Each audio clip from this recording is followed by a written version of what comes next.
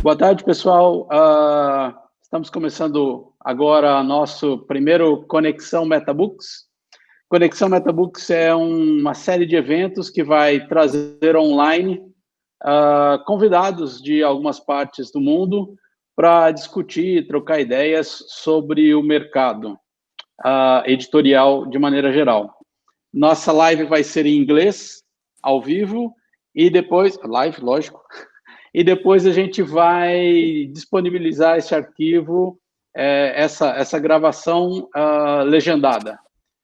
So, welcome, Ronald, Edward, and Alexandre. Thank you for joining us. Ronald is the CEO of MVB. MVB is a technology company in Germany, sister company of Frankfurt Book Fair. Brazilians usually know the Frankfurt Book Fair. Many of you may have been there already. He has been the CEO of MVB since 2006. And as under his leadership, MVB has become an international company with business in Germany, Austria, Switzerland, Brazil, US, and Mexico. Before MVB, Ronald has worked in strategy consulting for Amazon. Welcome, Ronald. Thank you. Thanks for having me. Edward Navotka is also a very good friend of mine. Ed is the book-selling and international editor of Publishers Weekly and editorial advisor and co-creator of Publishers Weekly Espanol, launching later this year. Previously, he edited Publishing Perspectives, which he also founded. Ed is an international well-known book trade journalist and published essays at home and abroad. His most recent work covered the future of publishing for the Los Angeles Times and the role of literature in U.S. Diplomatic relations for the Houston Chronicle. Ed also teaches at the Yale Publishing course.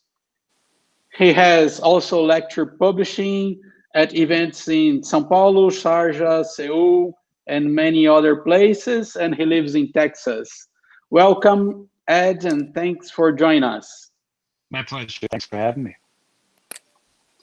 Alexandre Martins Fontes.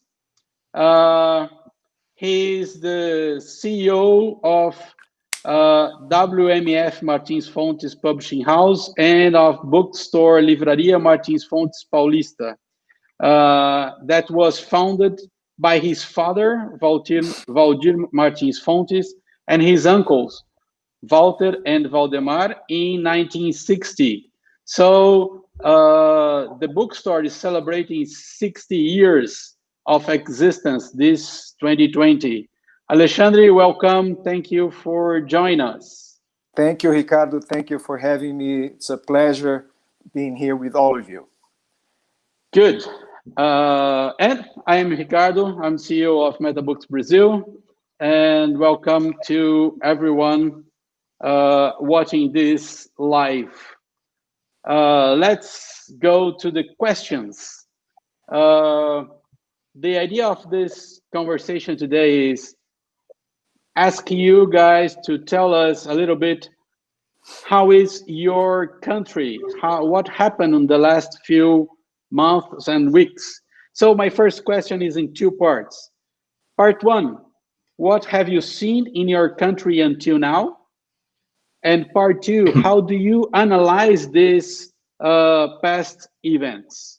I don't know who wants to start. So let me start. I think I'm the bookseller here, so I'll start. As what's happening all over the world, or in most parts of the world, every physical bookshop in Brazil has been closed since mid-March. And it goes without saying that this is, a disaster for the market. It's very tough. It's going to be very tough from now on. I think the year of 2020 is a year that we are going to have to work to survive, but we are going to be talking about this later on. On the other hand, online sales have gone up. In our case, very strongly. I'm going to talk about this as well later. But in very few words, this is how I can resume what's going on. Bookshops are closed. Online sales are up. Good. Yeah, we just got in the latest numbers for the lockdown. In Germany, bookshops were closed starting mid-March, and they started opening towards the end of April. So we had a full month of lockdown, and the results are quite surprising in a part.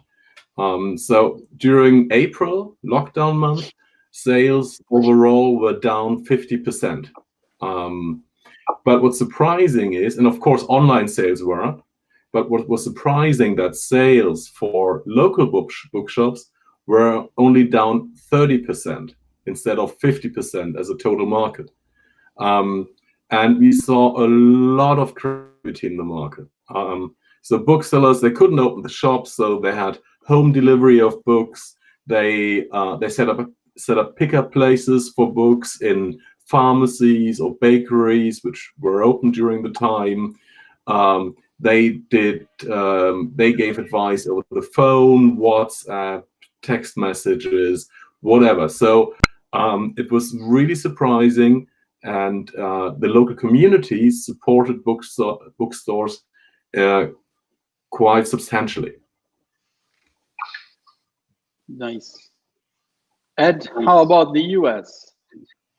Well, in the U.S., it's very similar. We've had the majority of bookstores around the country have been closed for 4 to 6 weeks, and the impact is hard to overstate, because by my estimation, there's probably been close to 7,500 to 8,000 booksellers who've been laid off.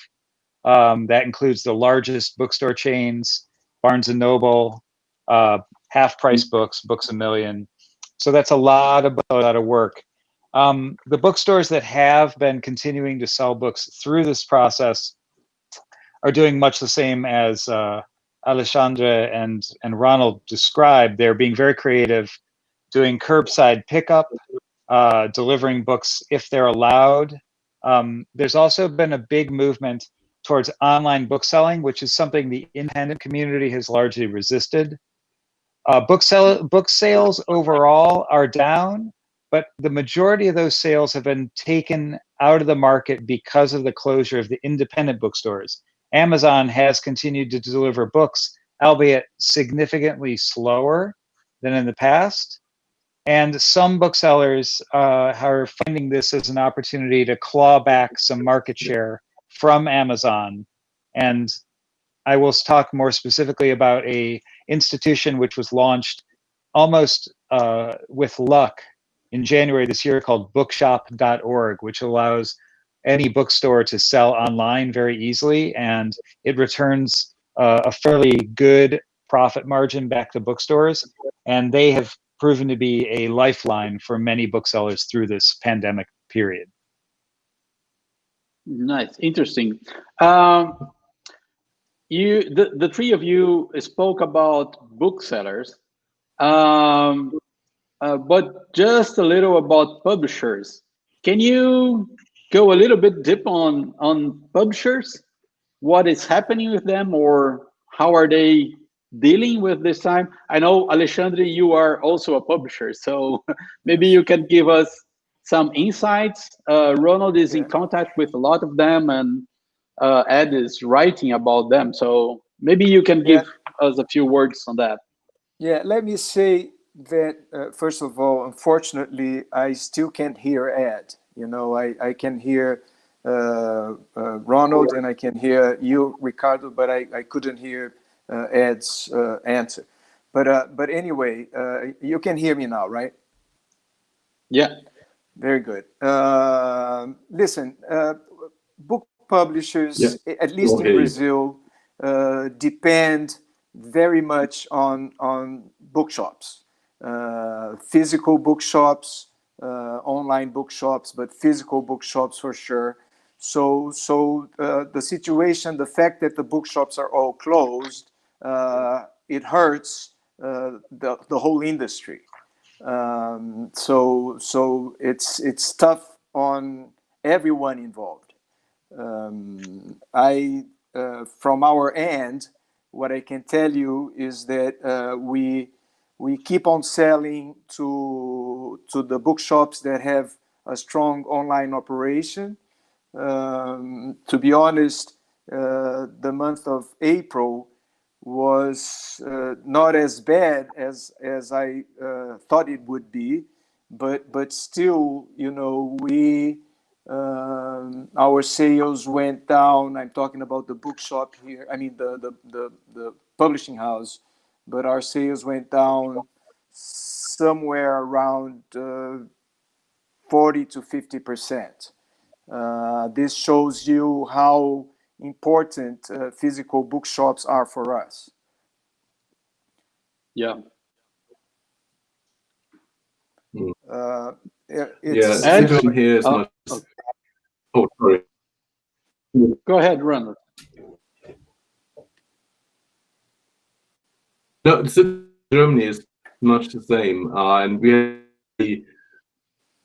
have trouble that during lockdown, Amazon was prioritizing over books, so they're ordering from publishers for a period of some 2 weeks.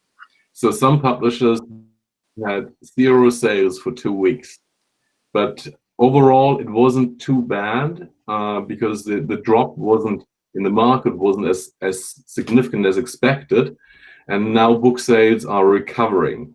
So last week was the first week after lockdown, and we were at some 84-85% of compared to the same week last year, which is not perfect.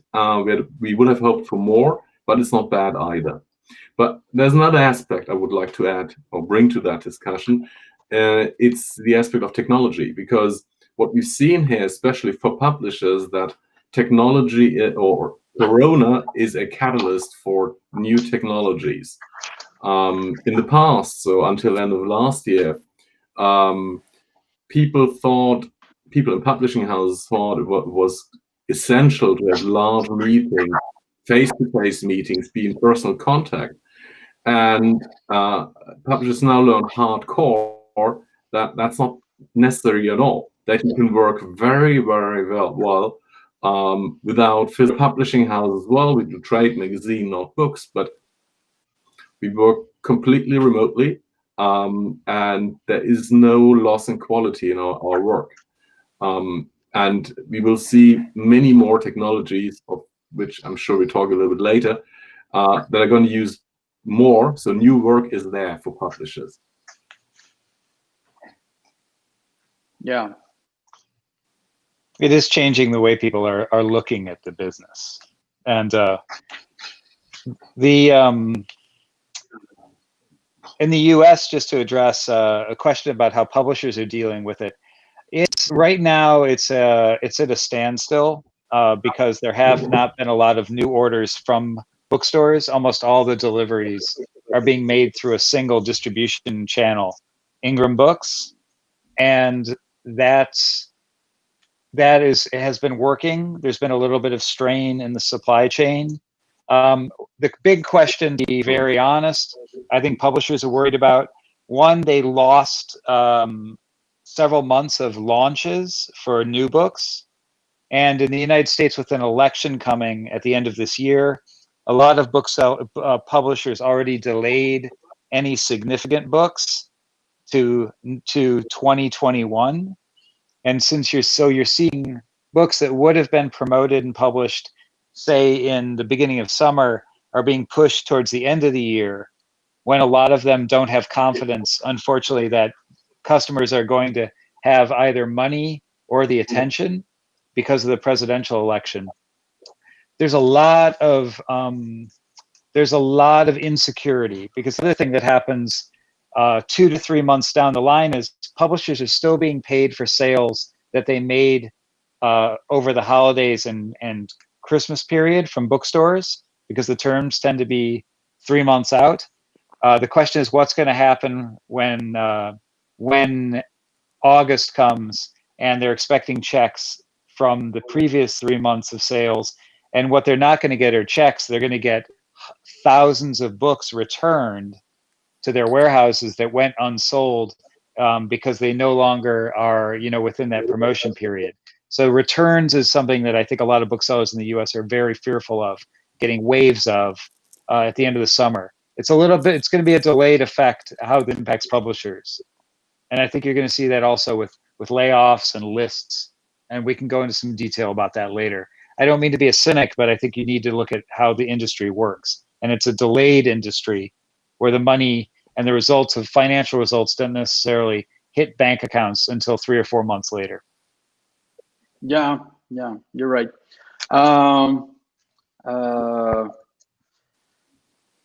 Let me try to summarize what you said too. Alexandre, did you get Ed's answer? No. Unfortunately, I didn't. Okay. Basically, Ed was talking about the problems that are going to come 3 or 4 months after things happen, because it's a market where the bookseller sells, then they receive, then after 2 or 3 months they start paying the publisher, etc.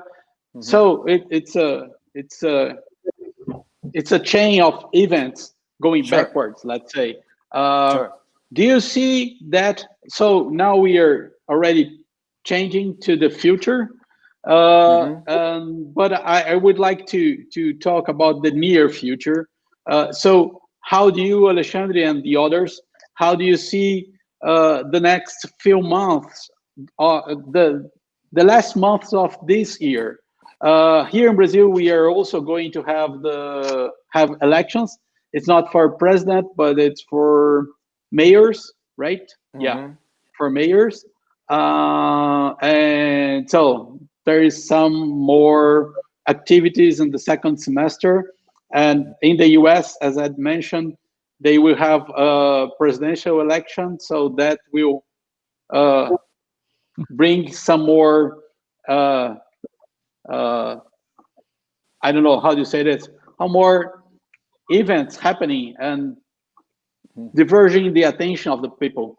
So what do you see for the next months of this year as a publisher or in your other positions? Yeah.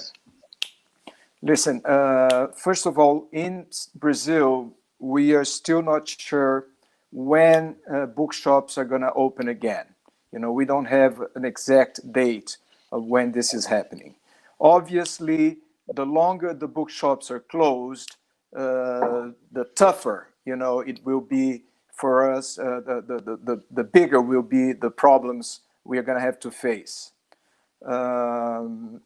Again, I briefly mentioned that online sales are strong. We are 100%, as booksellers, we are almost 100% focused on our online operation.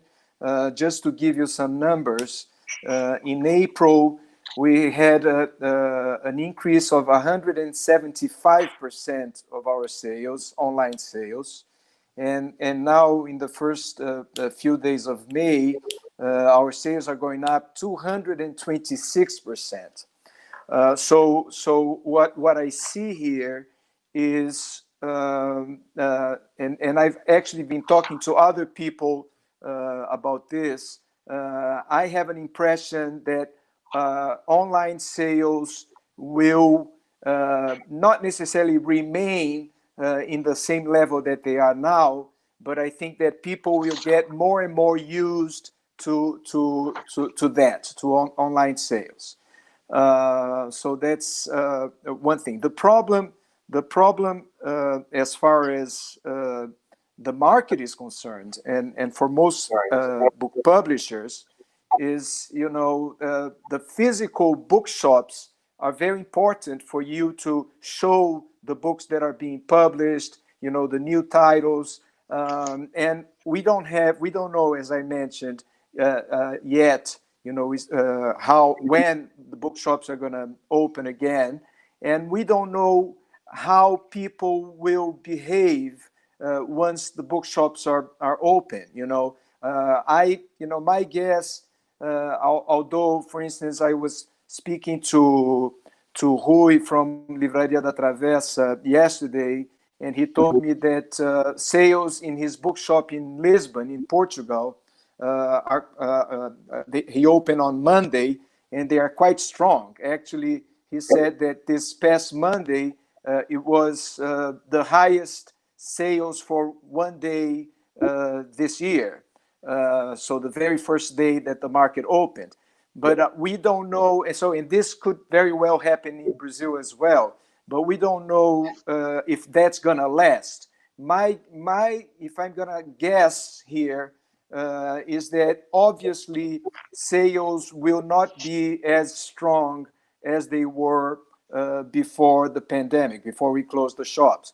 And let me add one piece of information here. We have a very nice bookshop at Paulista Avenue in São Paulo, which is probably the main avenue in the city. And this bookshop sales have been growing for us steadily in the last 15 years. So although the market in general in Brazil is quite weak, sales for this bookshop, this physical bookshop, have been quite strong for quite some time. I strongly doubt that sales will remain as strong and when we reopen the shop. I hope I'm wrong, but this is my guess. So what I'm thinking here is sales will remain stronger. Online sales will remain stronger, but I think the sales in our physical bookshops will go down. I said this very briefly before, I think we are all here concentrated on surviving, and in my opinion, as far as bookshops are concerned, the very competent bookshops, the organized bookshops, the bookshops that have an online operation, they will obviously do better than others. But just to finish, it's a long, I'm taking too much time, but just to finish, I think that publishers in general, the publishing industry, we strongly need small independent bookshops. And I think that we have to do everything which is in our hands to help these smaller and independent bookshops, which are so important to the market, but not just to the market, to society in general. Well, I couldn't agree more. It's exactly the experience we've made in the last 2 weeks during lifting of the lockdown. The first week was really strong. Not all bookshops, not all regions were open yet, but in those regions that were open, bookshops had a lot of revenue, a lot of sales. But now the curve seems to flatten a little bit. So the rest of the year is going to be a race to recoup the missing 15-20% from the first 4 months, and it's going to be a tough race. But I would fully agree with what you said, Alessandri. We need small local bookshops, but I think these bookshops have learned something the hard way, though. But they've learned something. They've learned they can compete with Amazon. Before Corona, there was a feeling that should I really have an online store? I can't compete with Amazon. They're so much better than we are. But the local bookshops combine online offering in whichever format with service offerings like the curbside pickup or home delivery or delivery overnight or whatever. They have a good chance of competing with Amazon and being profitable at the same time.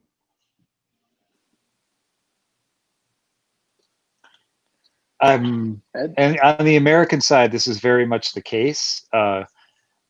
The question, of course, survival is very important. And the U.S., among independent stores, about 1/3 of them were already at risk. They were hand-to-mouth bookstores before the pandemic.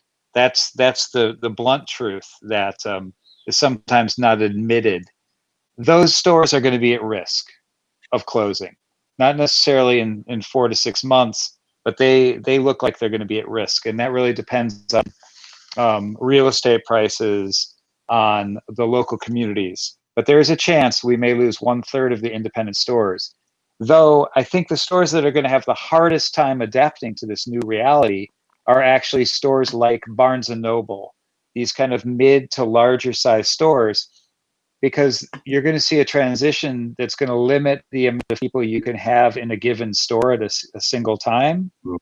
And so the smaller footprint bookstores will have a competitive advantage where you can run them on leaner staffs and you can have maybe fewer people in the store at the time, but people are going to be more comfortable than going into a larger space or a larger store. And that's going to be very interesting because they have Barnes and Noble, our big chain. They've been already moving to smaller stores, but they have a new CEO, James Daunt, who's coming from the UK, and that's going to be very interesting to see how he does it. But again, what Ronald said and what Alessandra said, the indie stores are very important to the health and culture of advancing the culture of a society, which is what I always say bookstores and the role of books play. So we don't want to lose them, and they do have a fighting chance now against Amazon, and they have an opportunity to prove their worth to their local communities. And I think that's the silver lining in all of this. So the ones that are well organized and that can be very creative will have a good shot at surviving and hopefully sustaining themselves for the next generation of readers. Thank you, you all. I think all of you mentioned the importance of the independent bookstores or small chains. My next question was going to be, or is about if you all see any particular player emerging stronger from this situation. Do you think the indie bookstores, independent bookstores, or small bookstore chains, could be those who can emerge strong from this situation? And while you were thinking about the answer, let me talk to the people watching us.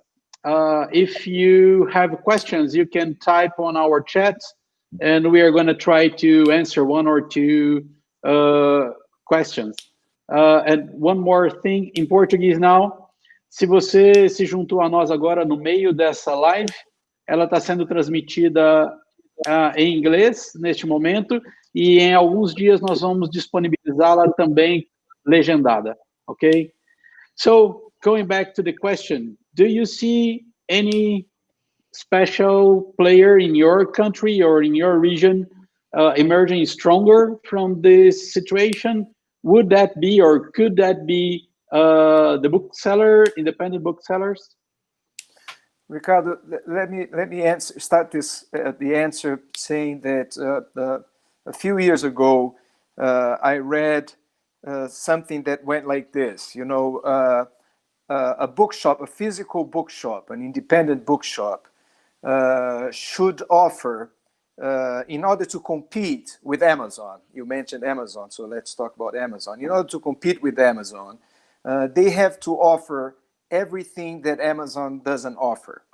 And that is, a place where people can meet, if possible, an auditorium, a cafe, a place where people can get together and talk about books and literature and feel welcome. And I strongly believe in that. The problem is that right now, none of that is possible.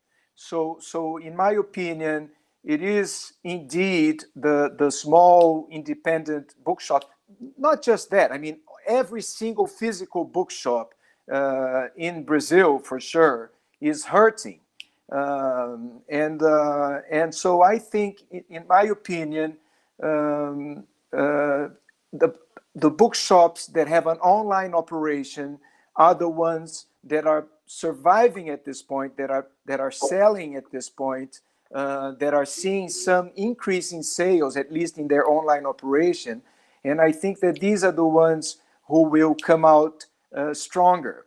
There is no question. We all know this. Amazon is thriving, not just selling books, but selling all other products. So I unfortunately don't believe that the small independent bookshops will come out stronger. Quite the contrary. And this is when I think it's so important that the publishing industry, the industry as a whole, do everything that we have in our hands to support them. I would hate to see, these wonderful independent bookshops with so much soul disappear, but there's no question that they have a very hard challenge ahead of them. We all have, but I would say that the small bookshops with no online operation will suffer more. I wouldn't fully agree in terms of Amazon thriving. That might be the case overall, but in terms of books, they lost a lot of credit among consumers because they had long delivery times. There was a lot of criticism about working conditions and so forth. We all feared that Amazon was going to be the winner of the crisis, but I would say that's not the case. I don't know the numbers, but from a general feeling, I know very few people, that's anecdotal evidence, but I know very few people who now order books from Amazon. They'd rather go to their local bookshop, and not because I'm telling them to, but on their own. And I think if the local bookshops keep up their offering, their service offering, as I pointed out beforehand, but what you mentioned, Alessandro, as well, once Corona is over or halfway over, they have to be a meeting place for people. They have to be the third place after home and work, where people can exchange and communicate. And I really think that those bookshops will thrive. And if Corona is good for anything, I think it's encouraging booksellers to be more competitive and more self-confident. Ed, would you like to add something to that? Of course, absolutely. It's I think it's interesting that Ronald was able to observe that about Amazon, because statistically, the fear is that they were going to suddenly claw more market share away from consumers. And my feeling is still that there's a certain type of consumer who will shop at Amazon, and still a certain type of consumer that shops at independent bookstores. And they are different. The thing is, though, that the type of book buyer who shops in an indie store is probably a little bit better resourced. They have a bit more money than a typical Amazon shopper. They're less of a bargain hunter. They're looking for more of an experience, and they might want that more curated type of book than the generally speaking, the mass market type of book that you might go to Amazon for at a deep discount. So I think that you're going to see that market become more prevalent. And again, that's the competitive advantage an indie bookstore can have. It's very interesting though right now because it has leveled the playing field as far as marketing is concerned. And this goes directly to what Metabooks does, both on the bookseller and the publisher side. When every other marketing is done through a screen, the booksellers who have a personal relationship with their consumer, who are friends with them on Facebook, who can run a book group for their local, organizations, who have that personal connection, are going to really have a competitive advantage going forward, because we are going to be continuing to socially distance, whether we want to or not. That personal relationship is something that Amazon has actively discouraged. You can't even phone them up to complain when you have a messed up package. It's very difficult. So I think having good, as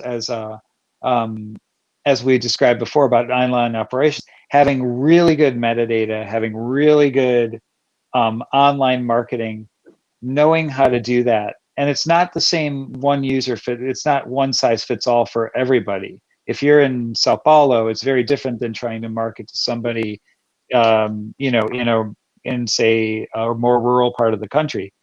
So having all of that, having really good tools, digital tools, and knowing how to use them is going to be a huge advantage. We saw that. So I mentioned, I'll be very quick. I mentioned a new entity called bookshop.org in the United States. It launched in January as a way for independent bookstores to claw back some market share from Amazon. And there was a lot of doubt about its validity, because the fear was it was just going to become another online bookstore that would take books sales away from independent publishers. I encourage everybody to look at bookshop.org because it allows individuals, even like journalists like myself, book bloggers, and bookstores to set up their own curated bookstores online. And it's proven they run a ticker at the top to show how much money that their profit they're returning back to independent bookstores. And I believe it's over $1.5 million so far in sales and they're still in beta. So it's very impressive. And it's really been a lifeline, even for bookstores. There was a new bookstore very briefly launched exclusively on Bookshop, which is called the Bookstore at the End of the World. And it was created by booksellers who had been laid off from their jobs at some very important bookstores. And they've already done in the last 2 weeks since launching $60,000 of sales. Quite impressive. Wow. Yep. Wow. Impressive. And they have no physical store. Yeah. Okay. So I have another 2 questions here for you, but we are receiving 2 kinds of questions here that are complementary from people watching us. So I'm trying to share that with you, our guests. Basically, what started this conversation, these questions, was how can we compete? How can a small bookseller compete with Amazon discounts and other big bookstore chains, and the discounts that they offer to the customer, and also the discounts that they have from the publisher, because they buy more, so they have a better discount. They can offer a better price to the customer. So the first question is, how can you compete with this? How the small can compete with that? And then someone brought up the fixed price issue. So we have Ronald from Germany, where they have the fixed price law. And we have Edna Vodka from the US, where they don't have the fixed price law. So maybe you two could give us some views on this, how to compete, and what do you think is the fixed price one of the solutions? Can it be good or not? Whatever. Can I start? Well, being a bookseller and coming from a country where there's no such law still. Yeah.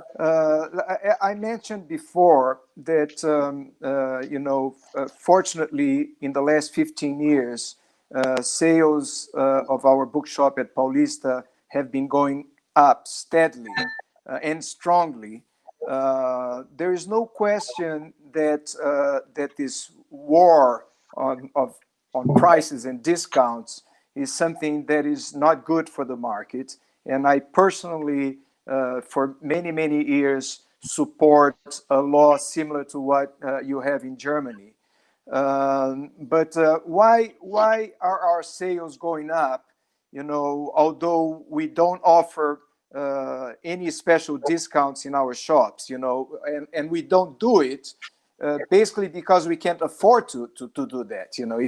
If I start selling our books with Amazon discounts, we are going to simply close the shop.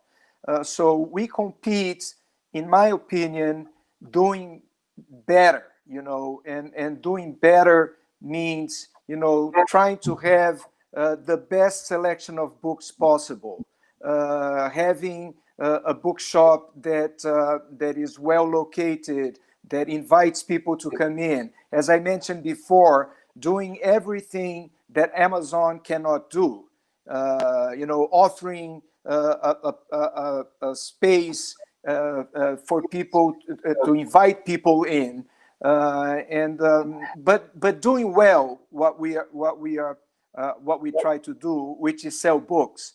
I think that it's a mistake, in my opinion, when the smaller shops, the physical bookshops, the mid-sized shops, try to compete with Amazon, selling books with the same discounts or similar discounts that they sell. That's not the way to go, And I'm very happy to say that our sales have been going up steadily. We have the support of our clients, so I think, again, the way to fight against that is to be the even better than they are, or if to say better than they are is maybe pretentious and naive, but doing absolutely the best you can do in order to serve well your clients. And I think there's quite a lot of people that are aware of the importance of the independent bookshops, and these people support, the independent bookshops and bookshops like ours. They want more than just discounts, and this is the people we sell to. Going back to the other question, I just wanted to make this clear. I'm a bookseller. I would say I'm an independent bookseller. I strongly believe in the book market. I strongly believe in bookshops. And particularly bookshops with a soul, bookshops that do well what they try to do. And this is what we've been trying to do, for all of our life. But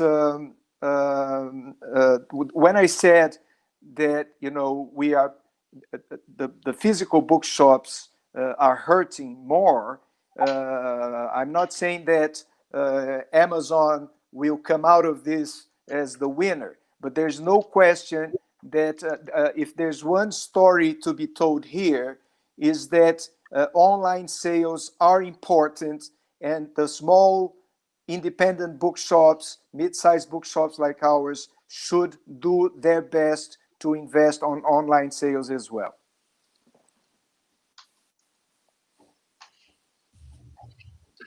Yeah, well, coming from Germany, I can tell you that the fixed book price is a blessing.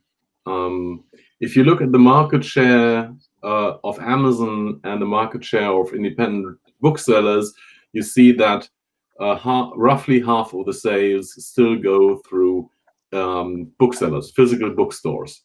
And Amazon has a market share of something between 15 and 20%. And that's the case more or less in all markets, all mature book markets, where it's a fixed book price. Amazon's market share in non-fixed book price markets is much higher in the US or in the UK, for example. And just to give you some insight how it's working, because I was reading the chat, and there's the question about discounts to consumers, but also the discounts that booksellers get from publishers. And our fixed price law works in both directions. So the publisher sets a price for a book, and the bookseller has to sell at exactly that price. But it also limits the discount the publisher can give to the retailer. It's usually rather the other way around. It limits the discount the retailer can ask from the publisher. So Amazon can't get rich in Germany by selling at a fixed book price and then getting a huge discount from publishers. That thankfully doesn't work. It's going to be, just to add a little bit, in the US we don't have a fixed book price, but we do have a recommended price that's always printed on the book. And there has been a lot of debate in the bookselling community in the last couple of years about trying to remove that price and letting bookstores pay what the publishers are demanding or asking for, because each of them negotiates their own rate, and then charging what they think is appropriate or that the market can bear. Now that hasn't gotten a lot of traction, but it's certainly been floated. And it was one of the questions that there's a new head of the Booksellers Association in America this year, and she was going to begin raising this issue.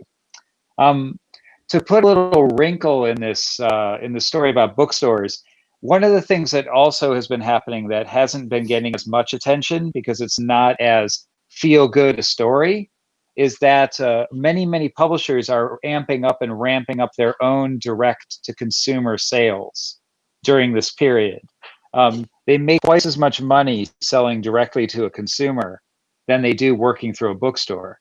And this is particularly becoming, all of the big 5 publishers in the United States have these direct to consumer options.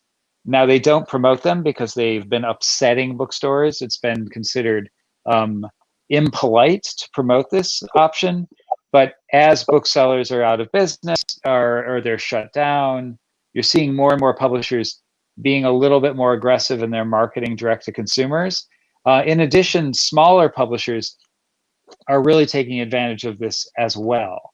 And there's always this kind of karmic balance between how many publishers can sell direct to consumers and how much they need to push sales through the bookstores. And I think as we emerge out of this coronavirus crisis, publishers are going to have developed stronger relationships with their consumers as well, particularly on the smaller publisher side, which is where a lot of independent bookstores thrive. So I think it's going to be a little bit more, there's going to be a lot more options where you can buy your books. And it really depends on what kind of book consumer you are, meaning an Amazon consumer, an independent bookstore consumer, or you have a subscription to a small publishing house that only does LGBTQ translated fiction from Central America, of which you have those publishing houses. So I think we're going to have a lot more options, but I think the scale of everything is going to be more modest. Ed, you were talking about different options where to sell or where to buy, from the publisher, from the bookstore, some kind of club or whatever. Do you think there are enough customer for each, let's call, sales channel that you mentioned? So we will be able to have different channels and sustainable different sales channels? Yes, absolutely. I 100% do, because I think we as book people, we tend to focus only on literature, but there are still books that are bought. I mean, Brazil until just recently, door-to-door Avon sales pushed books, right? And that still is part of the market. In the US, you can still buy books One of the biggest retail chain outlets in the UK for years when they were doing discounting was Tesco's. It was grocery stores. So I think you're seeing a bigger proliferation of outlets, particularly as the books become more and more local and more specialized. So like I said, I don't think that anybody's going to be, you're not going to see huge bookstores open up outside of very, very big cities. But I think that all of these sales channels are emerging. I think you're going to see new sales channels emerge too. China, for example, is a great place to look for experiments. They're much more technologically advanced. They do almost all of their shopping already on their phone. And their online influencers are very, very important to marketing. A woman who would run a group for moms, for example, can sell 750 to 1,000 copies of a book with a single WeChat post. So I think that that's one place where you can look for experimentation on online marketing in China. But I think we're going to see more and more of all of these channels opening up. Bookshop, for example, as I mentioned, people aren't talking about it right now, but as an individual, if I do a book review on my own site, say I'm a blogger, say I'm an Instagram influencer, and I want to link to the sale on Bookshop, I will get 30% of that sale back. If I sell you a $10 book because of a blog post I did or a great Instagram post, I'll get $3 for every $10 sold. The profit on that can be quite good. I'm another new sales channel. So I think we're going to see more, a fragmentation of sales channels. And what's good for the industry is that a higher number of sales channels usually means more sales. It sounds counterintuitive, but we did some research. When big chains of bookselling chains went out of business, the result was not that people went elsewhere to buy books. So the book sales in this region just dropped. So consumer opted not to buy books because they didn't have the opportunity. So in the other way around, it means that the more sales outlets you have, be it a WeChat group, be it an Instagram followership, be it a street stall, so the greater the opportunity to buy books, the more books you will sell, or we will sell as an industry, which is good. I would love to go further on this conversation. It's getting really exciting. But we have 1 hour of live to finish, so to work on. So we are on our last 10 minutes because we were late a little bit. So last question, and then you can add to your answer your final thoughts in general. Do you think that at this moment, the result of this situation would be something like making the market more and more global or more local? And how would that happen? And that's the question. And after that, you can add your personal thoughts or last thoughts to our audience. Ricardo, as you well know, I mean, you're in Brazil. I mean, we've been going through a crisis for quite some time. At least in the last 5 years, we've had a political crisis, an economic crisis. We had a couple of years ago, the crisis represented by, the recuperação judicial of the two main bookshop chains in Brazil. So I think that the industry in Brazil, the book industry, has been facing one crisis after the other. The Brazilian government for some time stopped buying books for certain programs that they bought for decades. So we've been hurting, for quite some time. The crisis is indeed very serious in Brazil. I think that at this point, all we can do, to be honest, is to keep on working very hard to survive, and let's hope that better days will come. So I have a hard time to think of anything more than surviving, And I want to point out once again. I've been talking to a lot of my colleagues and friends in the industry. I think in Brazil, Brazil obviously is very different from Germany, very different from the US, much stronger markets, much more complex. The publishing houses are stronger in every sense. The market is richer.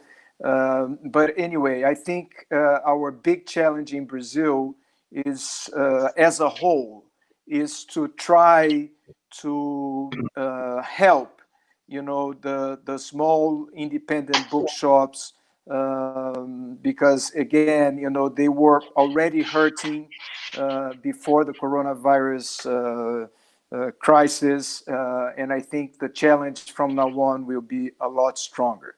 I think our situation is very different from the situation in Germany and in the US. I think we are all hurting, obviously, all over the world, but the situation in Brazil is definitely worse. Having said all that, I'm an optimist. We are working very hard. I gave you some numbers about our online sales. I strongly believe that we will get out of this, and I'm talking about our own bookshops. We'll get out of this stronger. But I won't fool myself. I think that that's not true for the majority of the bookshops around the country, for the majority of the companies, and I think we have no question about that. Big challenges ahead of us. Yeah. The question about between global and local is always a tricky one when it comes to books, because book publishing is always limited by the language area in a way. So there will always be a Portuguese language market, a German language market, an English language market. But on the other hand, I think after a shock phase, a coronavirus shock phase, globalization of the publishing industry will continue. I think we will enter into a short phase of deglobalization with difficulties in international travel and a lot of anxieties about traveling abroad. But I think that especially the large publishing houses, they will continue to buy local publishers. So we will see bigger and bigger publishing houses, and we will see very small, independent, very agile local publishing houses. I think it'll get more difficult for the medium-sized publishing houses, those who can't go abroad, that don't have the economies of scale to buy other publishing houses or to expand internationally. And I think that's going to be really tricky. So it's I think the market will split in two parts: small, agile, local publishing houses and the big international groups. Well, from the US side, I can offer a couple of thoughts. There's sort of three things I'll talk about. One is in the international rights marketplace, or in the market overall, just since the coronavirus pandemic started, the world's richest media company became Netflix. And the one interesting thing about Netflix is it's a completely globalized company, and it's giving people the opportunity to enjoy television shows from anywhere in the world, dubbed or translated, with subtitles into languages that they might not speak or have exposure to. So in this period, people are binge watching for example, it's not on Netflix, but Hulu, another globalized platform. The most popular show and the big hit of the pandemic is likely to be Normal People, which is an Irish novel based on an Irish novel by Sally Rooney. So Netflix is the biggest consumer of intellectual property from books for several years now. I think that is going to help continue to foster the globalized environment for books. But I think that's going to be reinforced in part by our own isolation at home and the need to homeschool people. So the people who are inclined, who may not be otherwise inclined to, say, consume a translated novel or a foreign novel or a novel at all, are going to be consuming book material indirectly as they're looking for more edifying material. BBC documentaries in the United States, for example, Cosmos, which is an adaptation of an old Carl Sagan book for the 21st century.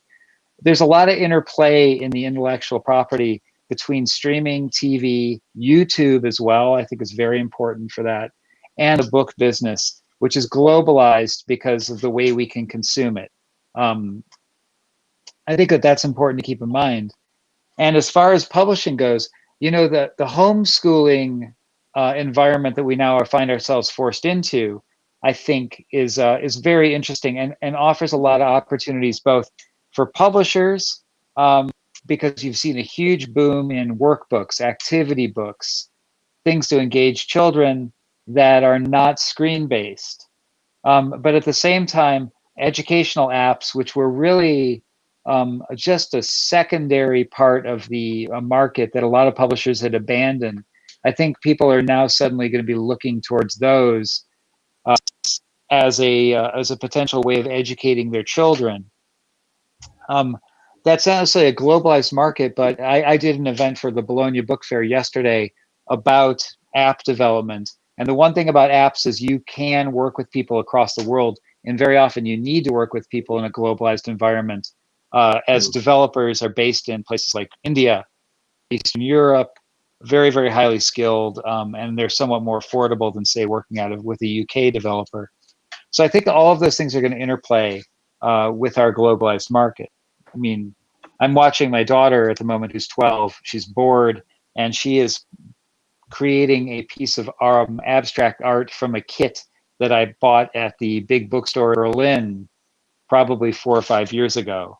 I can't remember what the name of it is, but it's not the KaDeWe, but the one of the big bookstores. I mean, you know the one I'm talking about. Yes. Dussmann. And that's correct, Dussmann. That's exactly where I bought it.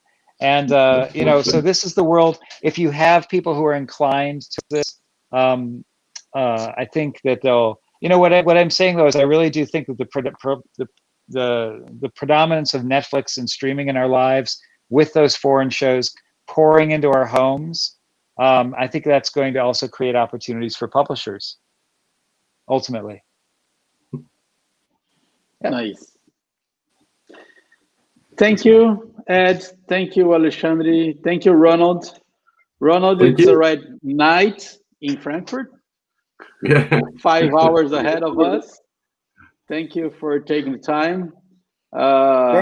Ed didn't have time to have lunch because it's more or less your lunchtime. But thank you, everyone. Thank you. Thank you. Thank you. Audience. Thank you. Obrigado. Thank you. Bye-bye. We didn't have time to answer every question, but we are going to go back to some issues here. Thank you. Bye, everyone. Ronald, I hope to Bye-bye. see you. I hope to see you in São Paulo soon. And Ed, I'm very sorry I couldn't hear you, but I look forward to hearing everything you had to say at Published News website.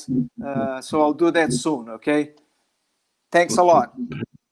Thank you. Obrigado. Bye-bye. Bye-bye. Bye-bye now.